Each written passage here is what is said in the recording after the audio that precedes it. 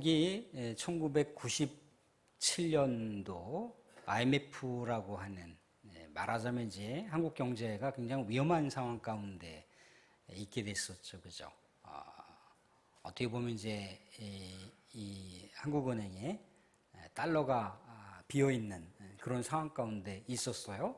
잘못하면 국가 경제가 부도가 나는 그런 상황이었죠. 그래서 모든 국민들이 이제 같이 힘을 합쳐서 어떻게 했습니까? 뭐 금모기 운동을 막 했잖아요. 그래서 금모기 운동을 해서 어떻게 해서든지 지금 한국 경제를 좀 살려보자. 너나 나나 할 것 없이 다 같이 이렇게 한 마음 한 뜻이 되어서 그렇게 그 어려운 시기들을 이렇게 슬기롭게 헤쳐나왔던 시기들이 있습니다. 항상 우리네가 이 세상 가운데 살아가면서요, 뭐 어떤 사업을 하기 위해서 은행에 대출을 받았든지 아니면 또 어떤 급한 일 때문에 누구에겐가 돈을 빌렸든지 간에 뭔가 사람이 빚이 있잖아요. 개인적으로든지 또 뭐 회사적으로든지 간에 빚이 있으면 이게 운신의 폭이 작아져요. 자유롭지 못합니다. 항상 그 빚이 어깨에 이렇게 짊어져 있는 것 같은 그런 느낌 때문에 늘 언제나 부자유하다는 거예요. 그럼 이것을 이제 자유롭게 하려면 어떻게 하면 됩니까? 자유롭게 하려면 빚을 갚으면 되겠죠. 그죠? 빚을 계속 조금씩 갚고 또 이제 거의 빚을 다 갚을 정도가 되면은 이제 조금씩 홀가분해지면서 이제 빚을 다 갚았다 그러면 얼마나 기분이 날아갈 듯이 자유롭습니까? 그것을 이제 우리가 사회학적인 용어로다가 해방이라고 얘기하잖아요. 해방. 누구에겐가 무엇에겐가 이렇게 압박되어 있거나 압제되어 있거나 눌려 있는데 그것이 확 하니 자유롭게 되는 것. 그것이 이제 해방이라고 얘기를 한다는 거예요. 근데 우리는 이제 영적으로 들어가 보면 우린 누구나 다 할 것 없이 이 신분이 원래 죄인이었다는 거예요. 죄인이었는데 갑자기 우리가 의인이 되었어요. 갑자기 너는 죄인이 아니라 이제 의로운 사람으로서 살아가도 된다라고 그렇게 하나님께서 놀라운 은혜를 주셨다는 거예요. 죄에 묶여 살아간다. 죄값을 다 갚기 전에는 우리 영적으로 자유한 사람들이 아닙니다. 근데 죄의 또 결과는 뭐예요? 죄의 결과는 죽음이잖아요. 죽음. 근데 우리가 이 죄의 모든 결과물들을 그분께서 다 이렇게 정리해 버리셨어요. 그러니까 우리는 이 죄인으로서의 삶이 끝자락이 있는 그런 운명처럼 살아갈 수밖에 없는 존재들인데 이미 이제 죄값에 대한 부분들을 다 해결했거든요. 그러니까 이제 우리는 죄인이 아니에요. 의인이란 말이죠. 우린 죽어도 죽지 않습니다. 그게 우리 하나님께서 우리에게 주신 놀라운 은혜이자 축복일 수가 있어요. 예수님께서 이제 우리 성경 이야기 보시게 되면 중풍병자가 이렇게 들것의 친구들에 의해서 예수님 앞에 이렇게 놓여지잖아요. 예수님께서 중풍병자에게 뭐라고 그랬습니까? 내 죄사함을 받았다 그렇게 했어요. 내 죄사함을 받았다. 죄사함을 받았다라고 하는 건 미래가 있는 이야기거든요. 앞으로의 삶이 자유롭게 될 것이라고 하는 이야기거든요. 그러니까 그거에 어떤 그 증명으로다가 이 중풍병자 환자가 중풍병으로부터 회복이 되었어요.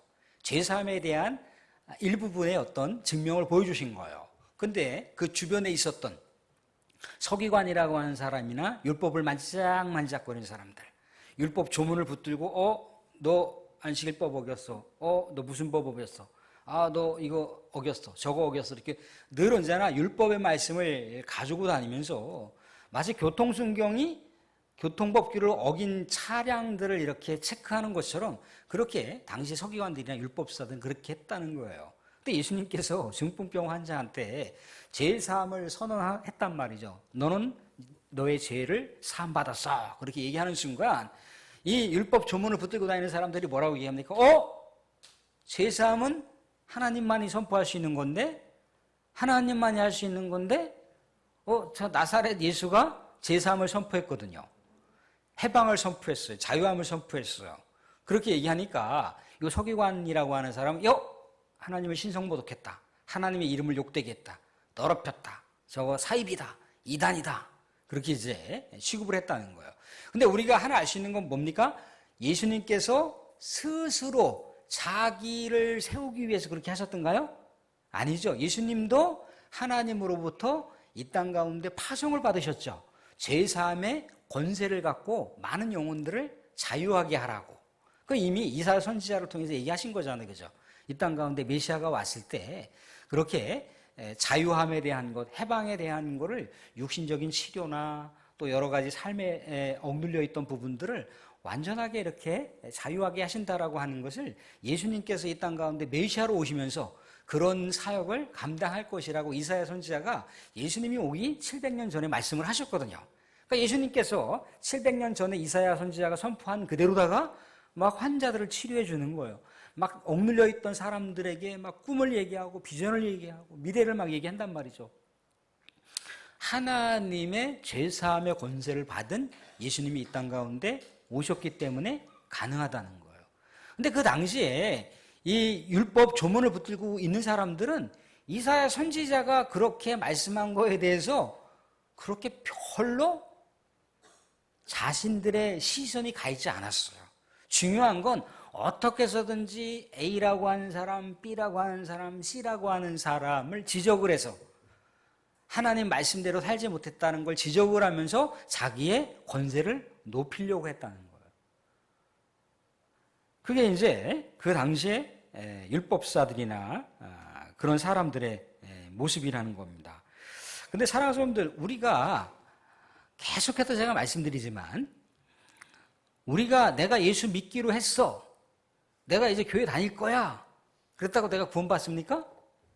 그게 될 수 있는 건가요? 그게? 될 수가 없어요. 왜 그러십니까? 죄인이라고 하는 존재, 죄값을 짊어지고 있으면은 하나님께 갈 수가 없어요. 하나님과 우리 사이에 죄 때문에 단절이 생겼어요. 끊어졌습니다. 하나님하고 우리 사이에 연결돼 끊어졌다고. 근데 이 끊어진 거를 사람이 붙일 수가 없어요. 이 죄의 문제가 해결되지 않는 한 우리가 하나님한테 가잖아요? 죽어요. 그러니까 하나님으로부터 뭔가 일방적으로다가 은혜를 베풀지 않고서는 우리가 하나님께로 갈 수가 없다는 거예요. 그러니까 내가 예수 믿고 싶다고 믿는 게 아니고 내가 하나님 찾는다고 찾을 수 있는 게 아닌 거예요. 이쪽에서 하나님이 뭔가 사인을 보내오거나 하나님이 뭔가 어떤 그 대리자, 어떤 그 파견자를 보내주시지 않으면 이 사람이 하나님께로 갈 수가 없다는 거예요. 이게 다리가 끊어진 거예요. 관계가 끊어진 거예요. 이게 죄인이라고요. 그러니까 우리는 완전 영적으로 죽었기 때문에 하나님께로 갈 수가 없는 거예요. 그런데 하나님께서 그냥 몰라 그러실 수도 있는데 그렇지 않으시고 우리가 살아가는 것을 보면서 안 되겠다, 그래도 내 사랑하는 영혼들을 내가 구해야 되겠다 하면서 대신에 이 죄값을 누군가가 해결해야 되는 거잖아요. 그죠? 근데 이 죄값을 누가 담당한다고요? 거시적으로 얘기하면 그거 하나님이 담당한다는 거예요. 하나님이. 안 되겠다. 선지자들을 보내고 뭐를 보내고 안 되겠다. 이제 내 아들을 보내야겠다. 그 아들이라고 하는 존재는 바로 하나님을 얘기하는 거예요. 그래서 하나님이 이 죄값을 해결할 수 있도록 예수님을 보내셨죠. 그죠? 그래서 예수님을 어떻게 했던가요? 예수님을 희생제물로, 죄값을 처리하는 희생제물로. 근데 그것도 죄 한 번 지면 짐승 한 마리, 죄 두 번 지면 짐승 두 마리, 그런 식으로가 아니라 완전히 죄를 해결하셨다는 거예요. 뭐를? 원죄. 하나님과 관계가 끊어진 이것을 다리를 놓으셨어요. 예수님의 십자가가 우리와 하나님 사이에 다리를 놓으신 거예요. 다리를 놓으셨는데 그래서 우리가 하나님께로 갈 수가 있어요. 그런데 문제는 뭐냐면 요것을 구원파라고 하는 이단이 교묘하게 장난을 친다는 거예요. 아니 우리는 뭐 원죄 다 용서받았잖아. 우리 하나님께로 갈 수 있잖아. 우리는 의인이잖아. 근데 뭘 회개를 자꾸 해? 회개를 못하러 해? 한 번 구원받았으면 영원한 구원 아니야? 그 회개를 왜 해? 여러분들 기성교인들한테 가서 여러분들 교회 가시면 기도할 때 회개해야 되나요? 하지 말아야 되나요? 그러면 그래도 우리가 살면서 죄도 있고 그러는데 회개해야죠. 그래요. 누가 그렇게 회개하라고 누가 그렇게 얘기합니까? 아이, 목사님도 얘기하고요. 우리 교리가 그렇게 나왔거든요. 아이고, 기성교회에서 가르치는 교리 새빨간 거짓말이에요. 그 목사님 그거 가짜입니다, 가짜. 그거 말씀을 몰라서 그러는 거예요. 내가 말씀 풀어드릴게. 우리 성경 공부하는데 한번 와보셔. 그러면서 쫙 얘기를 하는 거예요. 그럴듯하거든요. 아, 그렇지.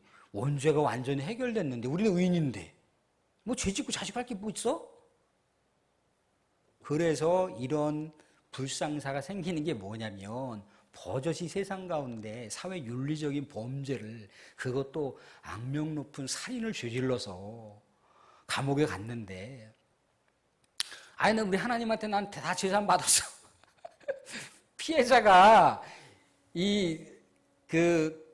피의자, 이 살인자가 왜 내 가족 중에 누군가를 죽였는지 도대체 그 이유라도 알고 싶다 이거야. 그래서 이제 만나러 갔어요. 살인자를 만나러 갔어. 이제 왜 도대체 내 사랑하는 아들을 왜 죽인 겁니까? 왜 죽인 겁니까? 부은이 막 이제 올라와서 갔어. 나 하나님한테 용서 다 받았어요. 용서 다 받았는데 뭐 내가 죄 짓고 자식할 게 뭐가 있습니까? 그런 이야기들을 종종 들어보셨거나 종종 그런 어처구니 없는 상황들을 아마 여러 유튜브든지 뭐든지 영화든지 드라마든지 아마 보셨을 법도 할 겁니다. 그런데 우리는요, 원죄는 우리 하나님으로부터 해결이 됐지만 자범죄라는 게 있어요. 우리 스스로 짓는 죄들이 있단 말이죠. 그죠? 그래서 우리는 성화의 과정을 통해서 하나님께서 우리들에게 깨끗한 모습으로 나아가기를 원하시잖아요. 오전에 제가 똥간에 빠졌다고 했는데 똥간에 빠져있는 그 모습으로다가 똥 묻은 그 모습으로 생활할 수 있습니까? 안 된다는 거예요. 누군가 닦아줘야 돼요. 닦아줘야 돼. 닦음을 받아야 누구 앞에 설 수 있죠. 그죠? 그런 것처럼 늘 언제나 우리는 일상생활 속에서도 그렇게 회개를 하셔야 돼요.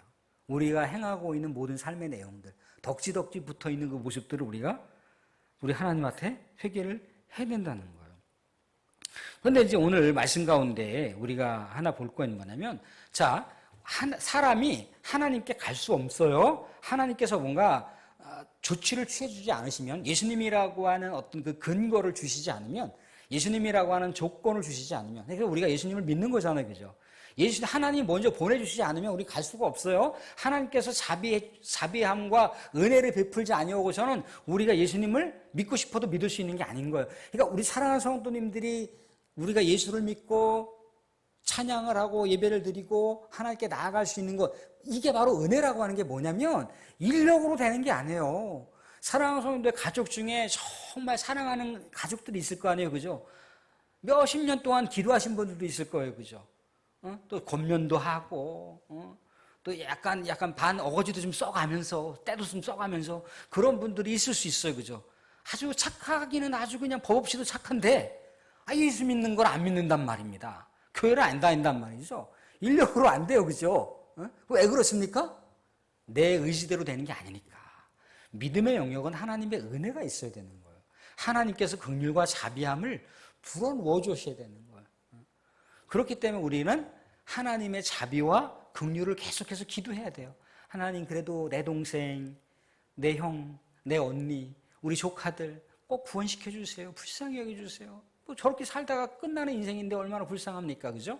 그래서 우리가 그들을 위해서 늘 언제나 기도해야 된다는 거예요. 그런데 오늘 말씀 가운데 누가복음 18장을 잠깐 보실까요? 18장 보시면 뭐라고 되어 있습니까? 18장 9절에 자기를 의롭다고 믿고 다른 사람을 멸시하는 자들에게 비유로 말씀하셨는데, 이 자기를 의롭다고 여기는 사람이 누구였던가요? 비유의 말씀이긴 하지만 바리새인과 세리 중에 바리새인이었다는 거예요. 그죠? 나는 하나님의 말씀을 이렇게 지키고 이렇게 살았으니 나는 정말 의로운 사람인데, 저 세리요, 세리, 저 죄인,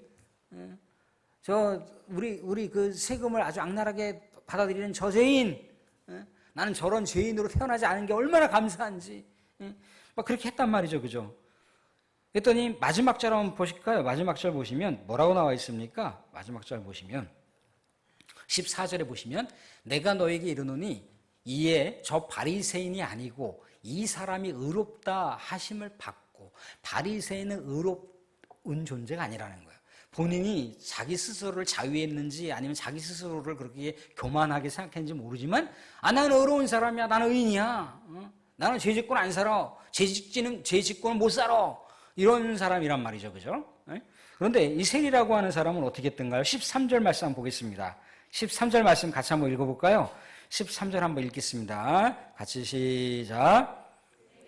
멀리 서서 감히 눈을 들어 하늘을 쳐다보지도 못하고 다만 가슴을 치며 이르되, 하나님이여 불쌍히 여기소서, 나는 죄인이소로이다 하였느니라. 아멘. 예, 무슨 얘기겠어요? 우리가 의인이 되는 것은 어떤 조건이 걸려 있습니까?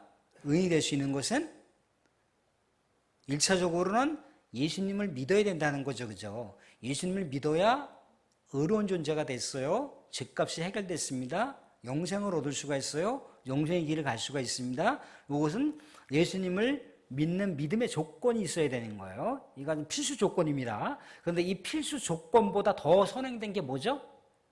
더 선행된 게 아까 말씀드린 대로다가 우리가 하나님께 갈 수 없으니까 하나님 우리들에게 은혜를 주셔야 되는 거죠. 그죠? 예수님을 보내기 전까지 하나님께서 그 놀라운 그 믿음의 경륜과 그 놀라운 창조의 경륜이, 또 역사의 경륜이 함께 하셔서 우리들을 자비롭게 은혜롭게 긍휼함 베푸셔서 우리들을 구원시켜야겠다라고 하는 하나님의 작정된 은혜가 있었기 때문에 우리가 예수를 믿었던 거 아니에요. 그죠? 그러니까 우리가 예수를 믿고 하나님의 백성이 된 근거는 뭐예요? 하나님의 은혜라는 거예요.